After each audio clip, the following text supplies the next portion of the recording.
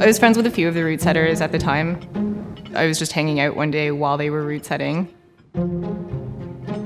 One of them threw me a hold and said, like, can you put a bolt in this and give it back to me?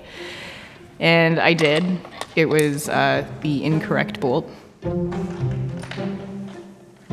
And then he just turned and to the other route setter and laughed and said, like, see, this is why we can't hire chicks.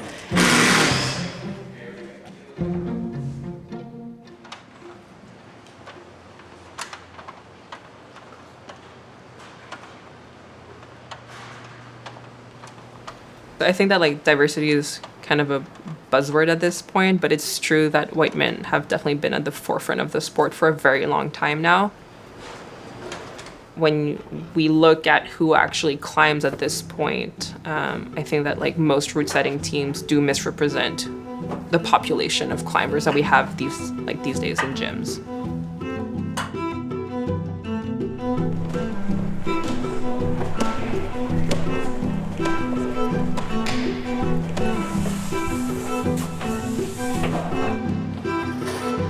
If women were valued in the climbing industry, then they wouldn't be seen as assets. They would just be a given.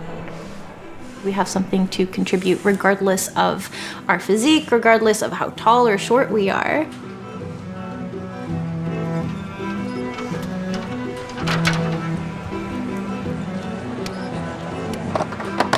J'avais comme en masse d'expérience d'escalade, je connaissais assez de choses. J'étais vraiment qualifiée là, pour commencer à sauter, mais l'environnement était vraiment challengeant pour moi.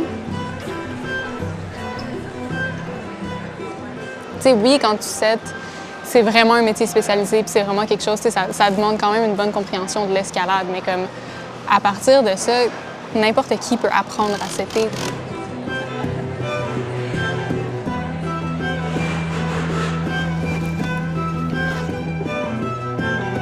Once you are setting, it's really hard to stay in it. There's still a lot of sexism. There's still a lot of microaggressions. There are comments that people throw all the time about, oh, you set? Oh, you can't set that. You can't climb that. And those are things that you have to deal with on a basically daily basis.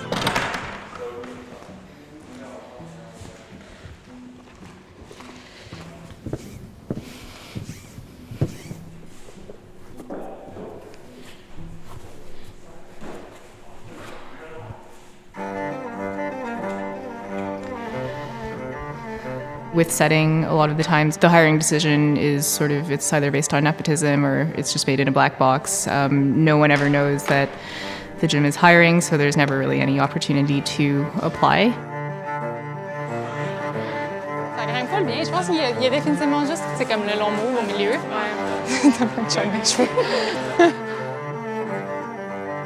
I think that one of the things that we can do in terms of integration and diversity in the route setting and climbing industry is there's a big part of it that has to be us actually questioning climbing in itself as a sport. Why does it look the way it does, right? Why is it mainly white people that are climbing? Why is it mainly white men that are route setting?